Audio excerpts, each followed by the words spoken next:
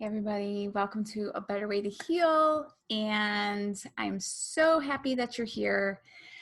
I want to talk about a topic that I feel is very important right now. It's important all the time, but especially with everything that is happening in our world today, I want to talk about our immune system.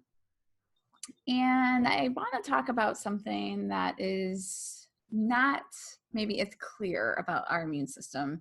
It's priming versus boosting our immune system. So, boosting is when you pretty much put your immune system into attack mode. So, it is going to go after everything. It's going to go after everything that you're coming in contact in externally coming in, and it's also going to go after your own cells. So you're pretty much like hyperactivating your immune system, which there are times short term that this is a good idea, but long term can cause autoimmune and things like that. So that's what we're talking about today. Thank you for joining me.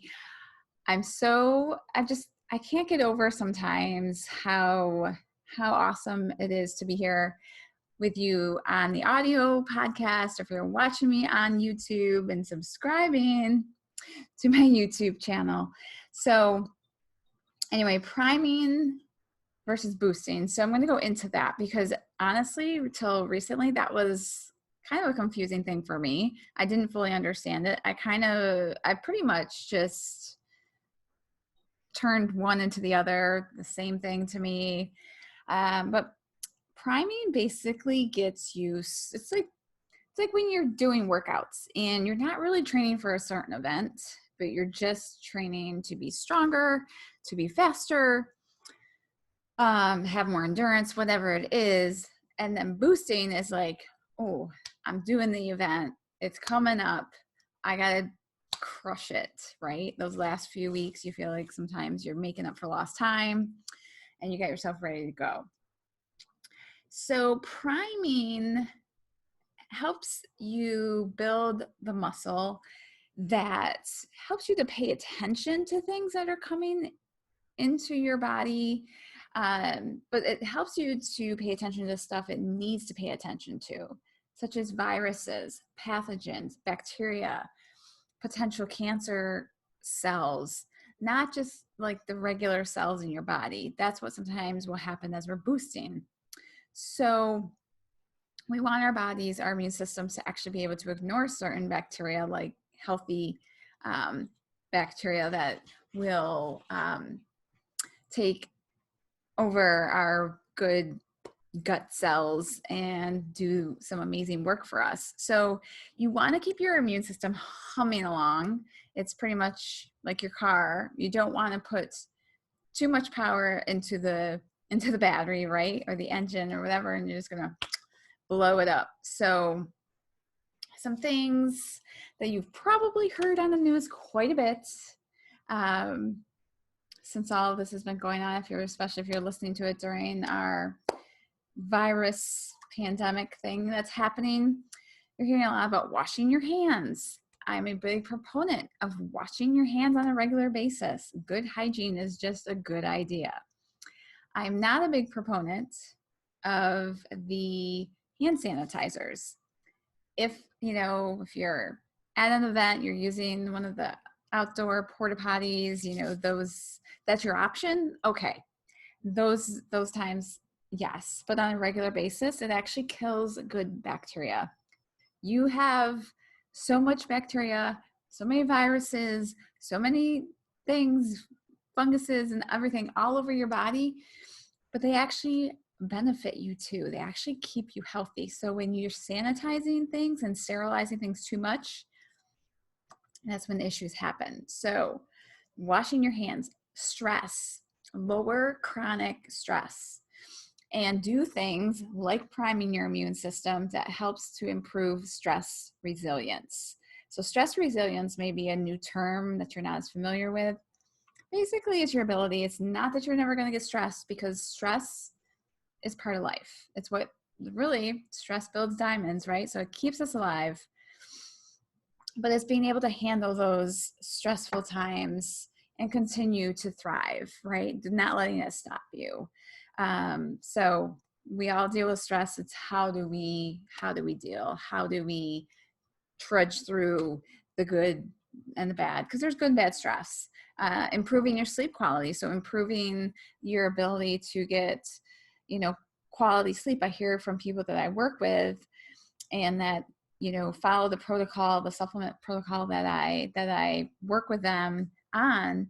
And they say, okay, I'm getting the same amount of sleep, 4 to 5 hours, maybe an hour, maybe they're only getting 3 or something, but the quality of their sleep is so much better. And then we can work on the length of sleep.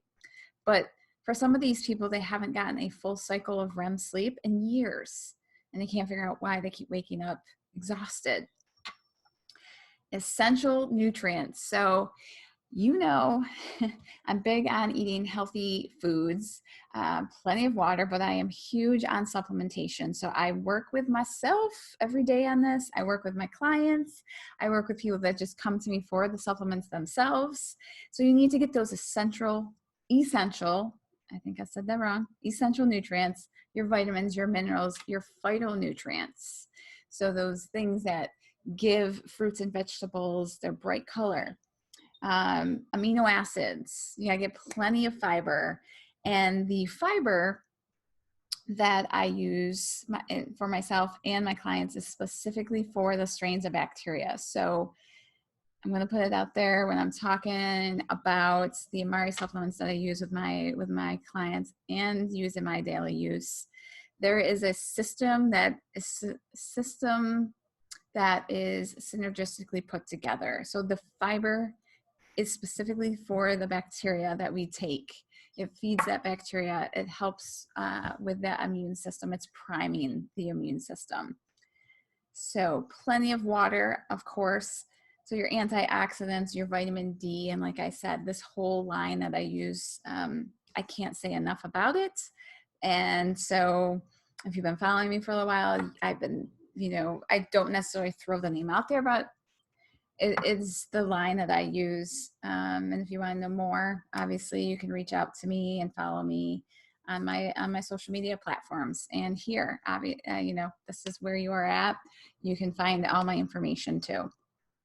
So you have to find ways to decrease stress. Cortisol is your stress hormone in your body. It is the brainchild of all the rest of the hormones. So if you have high cortisol, stress hormone, you're going to lower your ability to fight off infections of any kind, viruses, funguses, bacteria, any other pathogens that you may come into contact with. You're always in contact with viruses. You're bombarded. If you knew how many viruses you came into contact with on a daily basis, you probably wouldn't be freaking out as much about this one in particular.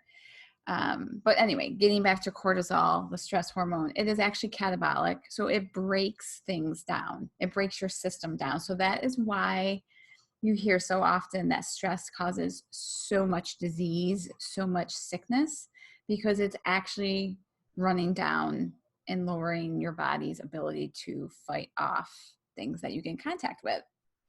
So, like I said at the beginning, you want to avoid overstimulating the immune system, because that is when you create allergies, food intolerances and allergies, autoimmune conditions, because your body is just always, you hear that fight or flight stage, your body is always in that fight stage.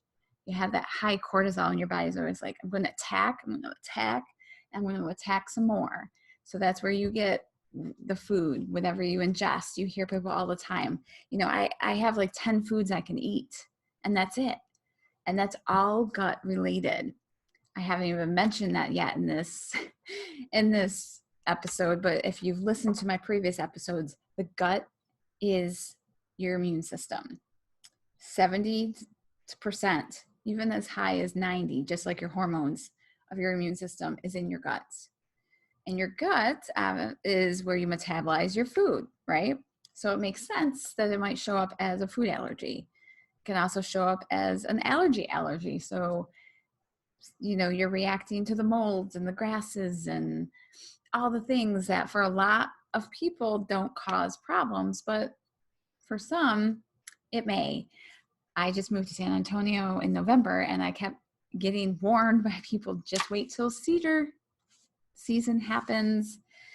And I maybe had a little bit of a runny nose here and there, but nothing compared to some people that have lived here for 30, 40 or more years. So that was proof to me that what I'm doing to help support my gut is really working. So support gut health. More, you're going to hear me say some of the same things over and over again, but more high fiber foods, your fruits, your vegetables, your nuts, your seeds, getting in. I use a fiber powder that we have. And it, like I said, it's specifically for the fiber that feeds the bacteria that I'm taking in my probiotic. Okay. Whole foods, lowering high sugar processed foods. So again, supplements, nutrition, movement, move your body. That's going to help build not only the external muscles that you see, but internally, it's good muscles too. And then of course, mindsets. Mindset is a huge thing. So what you believe you can achieve, all those things, but it is a real thing. So priming versus boosting. When you're priming, you're building up your microbiome. That's your probiotics, your prebiotics, and your phytobiotics. So the prebiotic is what is the food for the probiotic. And then the phytonutrients help support the prebiotic as well. So it's a 3-block system. And one of our products, one of our powders in our fundamentals core nutrition program has those 3 pieces right in it. So that helps prime the immune system. We also have a product that looks at a lot of different herbal remedies too that help support and prime the system. Boosting, again, your body reacts to everything. So I'm just trying to hammer that home because it was a new thing for me. So again, you don't want to stimulate the immune system unless you have been exposed. Okay. So if you feel like you've been exposed to something for 2 to 3 days, you're going to increase things like vitamin C, echinacea, zinc, and then back off. It's not something you want to chronically have your system revved up. You know, if it's the fall season and you're around a bunch of little kids that were, rubbing their nose and their eyes were running and they were sneezing and coughing, go in and pack in that vitamin C, that zinc, and do your thing. So there's some different ways that you can boost your gut health. And the beautiful thing is that your gut has many layers to it. They're always changing. So you really can heal your gut fairly quickly. But it also can be a process too. So you have to be patient. I usually tell any of my clients, anyone that starts new with me, give it 90 days. Give it 90 days and let's reevaluate. Doesn't mean we stop after 90 days, but we maybe have to change some things up, add some things in. It's amazing. What I see with people very quickly is their energy goes up. They start sleeping better. And that all contributes to helping with your immune system. So you may or may not have heard of leaky gut. Leaky gut is basically when you have perforations in your gut.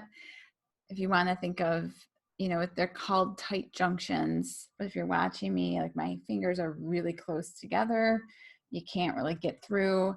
But what happens as you continue to eat foods that your body is either reacting to, can't digest because it's processed, you start to get these openings. And then things, instead of your food being absorbed in a fashion where your body can handle the nutrition part of it, you actually get food particles and toxins.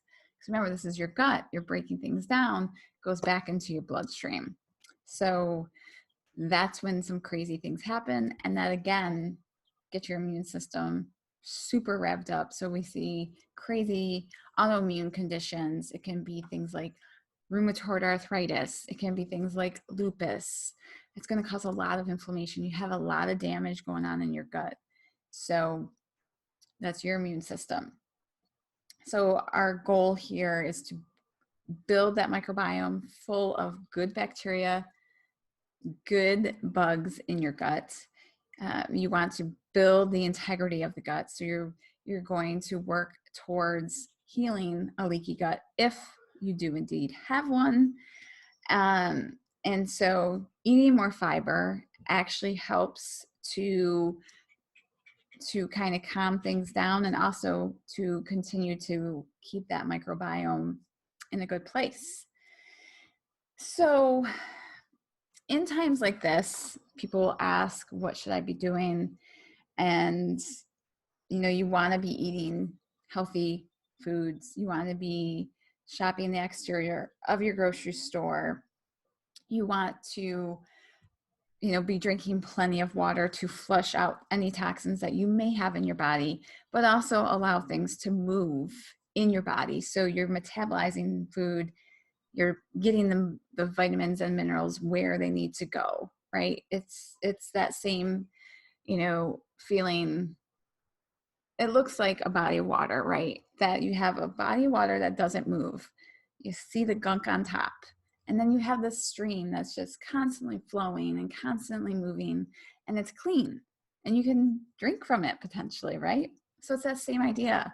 You're either going to get that sludge that's just sitting there and creating toxic load for your body and draining your energy and your body's ability to ward off sickness.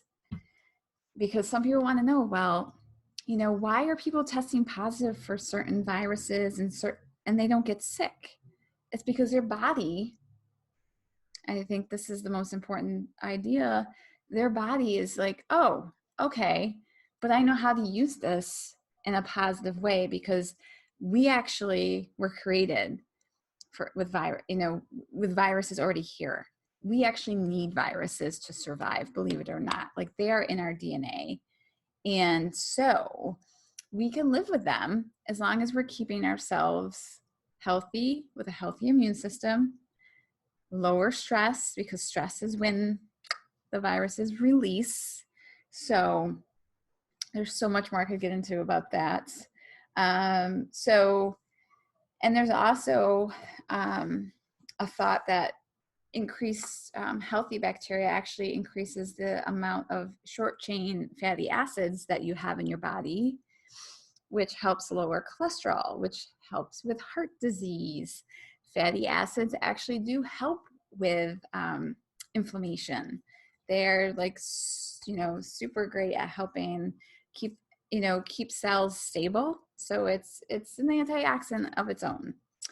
And also digestive enzymes. So taking digestive enzymes, even with or without food, there are benefits both ways, can set the right environment in your GI tract, the right pH, to help break things down, to help your body handle to keep and what it needs to get rid of. So again, priming versus boosting. Boosting is a very short-term remedy or solution to keeping your body healthy. And priming is basically the muscle. It's the muscle behind it. So I hope that cleared things up for you, because I know when I first was hearing about this, I was like, whoa, I need to look into this deeper. I didn't really know there was a difference, but there certainly is. So if you want to know more about what I am doing with my clients, again, I use a gut-brain axis protocol with the focus is mental wellness of the company, but gut health, for those of you who are just starting to kind of hear about this a little bit more, is the ability of your body to truly heal. So truly heal from an autoimmune condition. Your body is amazing. Your body can heal. Your body can fight things off. And I do challenge you, especially in times where we have a lot of things coming at us and will be coming at us in the the near future is that you need to focus on your immunity and your own personal health. And if you truly want to take control of what your body can do, because it's amazing when you let it work the way it wants to, I definitely challenge you to do that. So thank you for tuning in again to A Better Way to Heal. Again, if you're watching me on YouTube, just subscribe. I would love to let me know what you think. If you're on the podcast, feel free, subscribe, share this with someone. Feel free to reach out if you want to know more about this topic.